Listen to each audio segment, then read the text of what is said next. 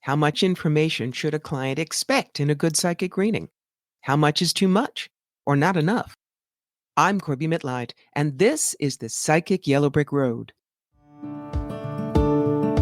The world is changing, and life doesn't have the spark it used to. So we look around and ask, where do I need to go to catch the magic again? You've found it. Welcome to the Psychic Yellow Brick Road, a weekly podcast that delves into the intuitive world, metaphysics, life purpose, and how to connect with the compassion of spirituality. I'm Corbie Mitleid, and I've been on the Psychic Yellow Brick Road for 50 years. I'm a certified tarot master, past life specialist, psychic medium, channel, and author. And most importantly, I'm an elder in the field, ready to pass on everything I've discovered to you. So let's hit that Psychic Yellow Brick Road where you can find the real wizards and avoid the flying monkeys.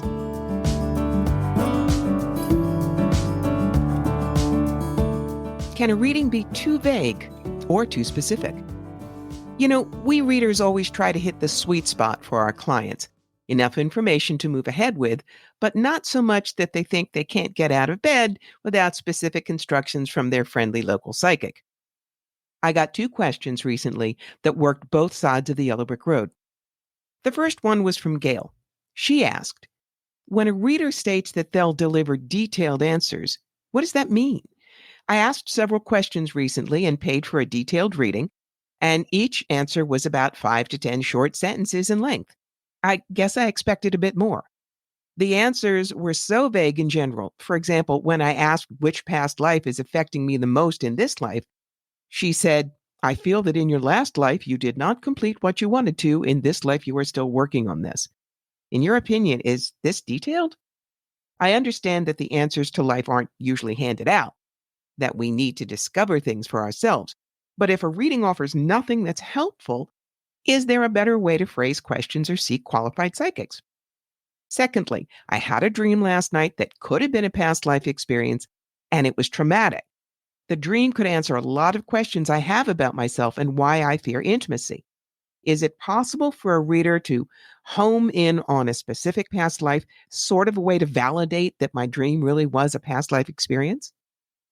Okay, there are several questions to unpack here.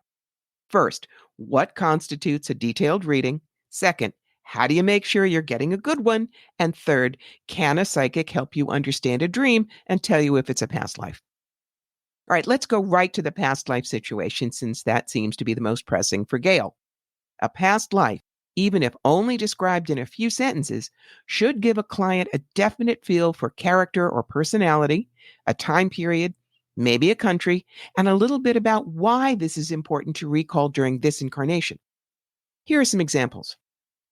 The constant conflict with your sister in this lifetime stems from a life when the two of you were brothers and she stole your inheritance during the Franco-Prussian War. This soul has come in as your best friend in many lives past, but chose to incarnate as your father this time to give you extra support. He has ongoing karma with your mother, stemming from a life with her in 17th century Tibet. You have died or been killed several times because you chose to have children out of wedlock, including during the most recent previous life in Chicago during the 1940s. That's why this time you chose to focus on a life without children of any kind. You see, when you as a client sit with me and ask for a session about past lives, I'll often give you a whole scenario. But past lives are my specialty, and I'm not sure that my level of detail is a common thing. Can a psychic pick up on a dream and identify it as a past life? It's happened. In fact, one of my favorite client stories is about a past life reading I did that described a life during the Civil War. In that life, my client had been heavily involved in the Underground Railroad. The scene I unfolded for her during trance was the same dream she'd been having for years, right down to what the building looked like and the dress she was wearing at the time. And she hadn't said a word about it to me before the reading. Does this happen all the time? I wish it did, but it happens for me often enough that I know it's truly possible and not just an occasional fluke. Meanwhile, if you have a specific past life you're interested in, try giving the psychic just a couple of relevant details. Something like, I keep seeing myself in France, or I'm running away from 2 highwaymen. And see if what they have to tell you matches up or at least correlates well with the information you've been given through Dreamtime. As for the details situation, I can only say that I'm all about giving details because my client is the one who needs to make decisions about her life, not me. So I wouldn't count this reading, if that's all it was, as detail. To be fair, though, part of the problem may have been that it was a written reading. Frankly, if you're not actually with me in the reading, I prefer recording the session to send you. Because when I speak, information flows better and you get more of it because it doesn't have to process from the brain to the hand to the keyboard to the computer page. Now, let's look at the too specific situation. George wrote to me and said, I had a reading a few weeks ago. The psychic was incredibly specific. She told me the woman I was going to marry was a Gemini with light hair and dark eyes. Her name started with an L. She is not in the country, but she will be by June when I meet her. Her family comes from a law background. She likes to travel and write, that I shouldn't rush things, and there will be someone jealous of the relationship. I've talked to some people that know a lot on the subject, and they've said that was way too specific and she was just trying to give me false hope when I needed it. Now I have doubts. Could she be this accurate? George, I couldn't really say whether or not the reader here was too specific for you. I wasn't there, and I make it a point not to diss other psychics. Frankly, however, I shy away from those kinds of predictions. Let me explain why. The woman may come into the client's life exactly as foretold, but there may be another woman just as suitable, just as right for George, who would lead him on another equally valid life path. But now that he's focused on Miss L by the psychic's prediction, he'd probably ignore the second possibility, thus short-circuiting his choice and free will. My belief is that psychics can be mentors, but we must never be gurus. And while there have been true avatars on Earth, think Paramahansa Yogananda, for instance, a psychic won't be one of them. What's the difference? I explain it to clients this way. A mentor is likely someone who pushes your learning envelope a bit further than you think you can go. They push you out of the comfort nest a bit before you think you're ready and encourage you to fly on your own. And they will cheer you on as you become as good or better in the same field. In other words, they believe in your ability to govern your own life and have a high level of skill.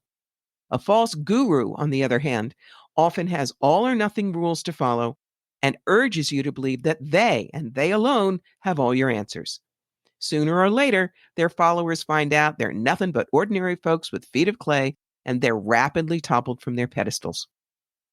We can help you choose by showing you options, but nothing's written in stone.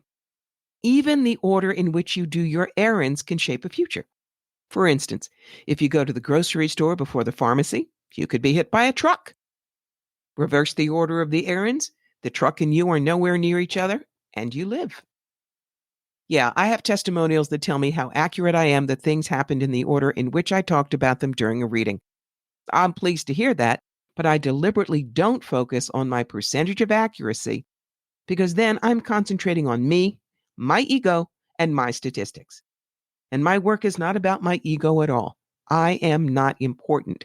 What's important is you as my client. All I ever do is ask that God or Spirit or Source and your guides give me the information that you need so I can lay it out for you. As a result, I'm good at telling you about life's pathways, twists, and turns, but I don't name every rock, tree, and gas station you'll pass on your journey.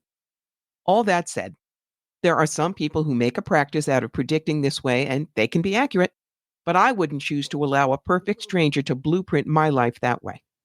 So, what do I want you to take from the road trip today? Simply that there are lots of good intuitives out there. Just choose wisely. Always do research on them ahead of time. Ask for references. And again, remember, none of us will be 100% accurate. So that when you get the information, you can think about it and decide, is it too vague and not useful? Too detailed and ignoring your free will? Or exactly what you need to move forward with confidence and a sense of adventure? That last, as the Three Bears would tell you, is just right.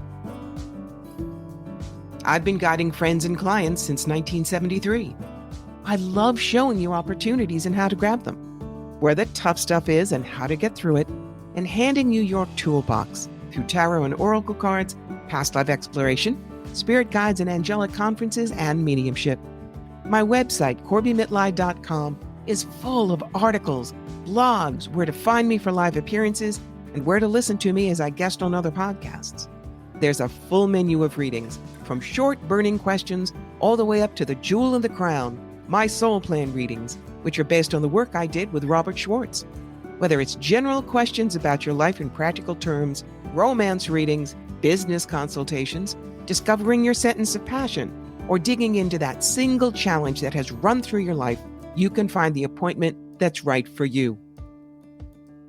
You know, your opinion matters a lot. So if you enjoy this, take a few minutes to leave a review. Word of mouth is key with podcasts, so share it with others. And if you really want to help make the magic happen, go find me at patreon.com. There's a tier called I Believe in You. And for just a couple of dollars a month, you can be an official roadie and help all the things I do. The podcast, the books, the classes, the videos, keep on coming. This has been Corbie Mitleid. And until next time, keep those ruby slippers polished, and I'll meet you on the psychic yellow brick road.